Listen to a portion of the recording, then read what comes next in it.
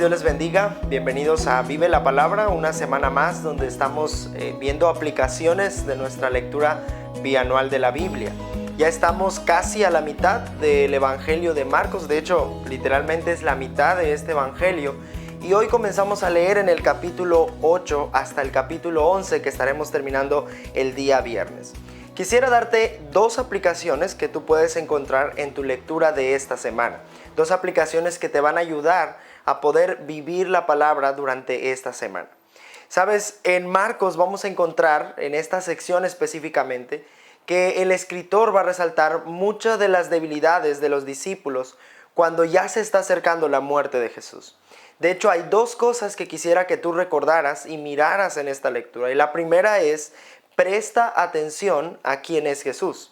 Presta atención a quién es Jesús. Los discípulos estaban con Cristo, caminaban con Cristo, habían visto muchos milagros, pero lamentablemente muchas de las veces perdían de vista quién era Jesús. Se perdían buscando ciertas cosas que no tenían que ver con el reino precisamente.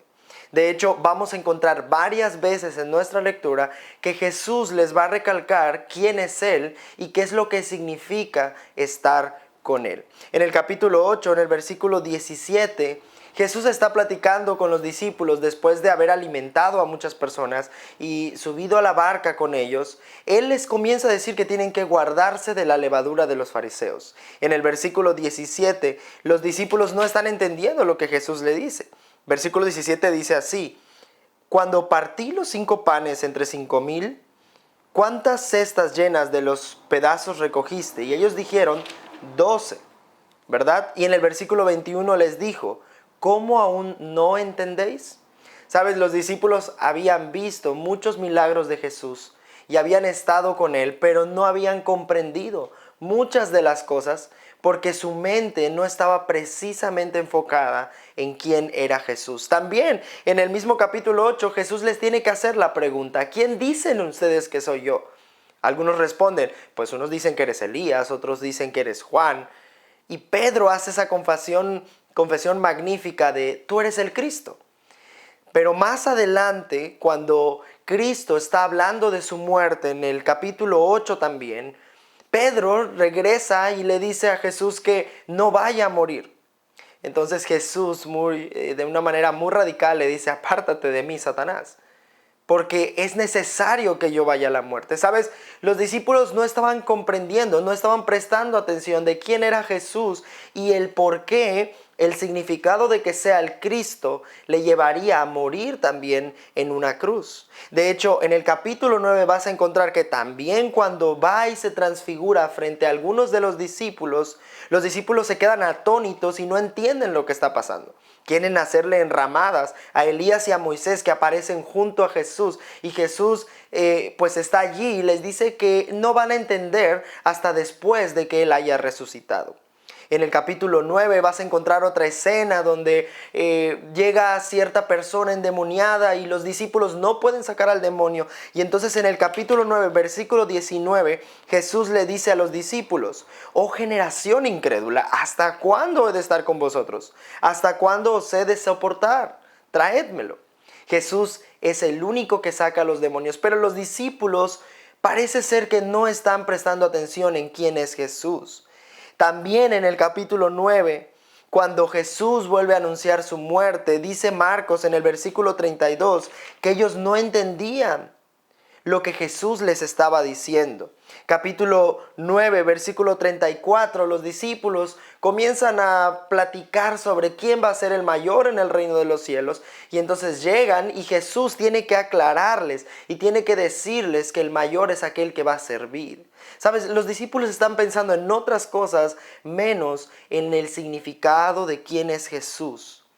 Cuando Santiago y Juan se acercaron a Jesús en el capítulo 10, le pidieron que pudieran estar a su derecha y a su izquierda. Y Jesús les dice, miren, esto no es algo que ustedes pueden pedir. Yo sé a quién les he de dar esto. Y sabes, lo que encontramos aquí es que los discípulos tenían desviada su mirada, su atención de quién era Jesús. Y muchas veces tú y yo somos así.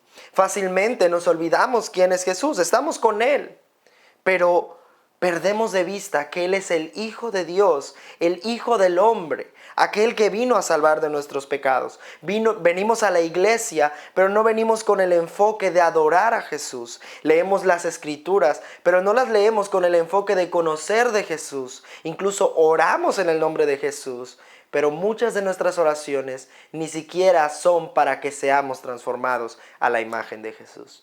Así que quiero animarte a que tú puedas prestar atención a quién es Jesús.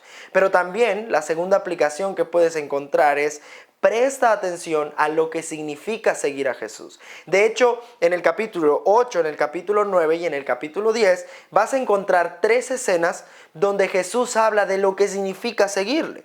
Cuando está anunciando su muerte en el capítulo 8, en el versículo 34 y 35, Él dice que llamó a los discípulos y les dijo que si alguno quiere ir en pos de Él, tiene que negarse a sí mismo y tomar su cruz y seguirle.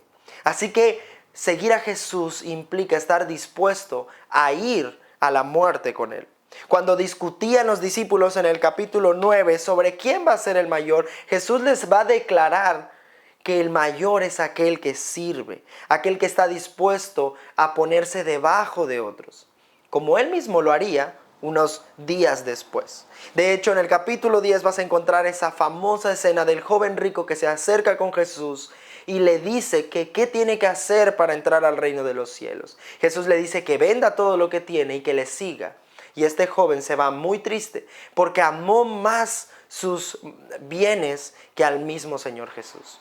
¿Sabes? Marcos va a dejar en claro que tenemos que prestar atención a lo que significa seguir a Jesús, dejarlo todo, estar dispuesto a morir por Él y a sufrir sirviendo a otros. ¿Sabes, hermanos, cuán fácilmente es que a nosotros también se nos olviden estas verdades de las cuales Marcos nos va a recordar esta semana? Somos como los discípulos, andamos con Jesús porque le seguimos, pero el Señor nos tiene que recordar que seguirle implica que nosotros tomemos nuestra cruz. Así que yo quiero preguntarte si tú has tomado tu cruz para seguir a Cristo.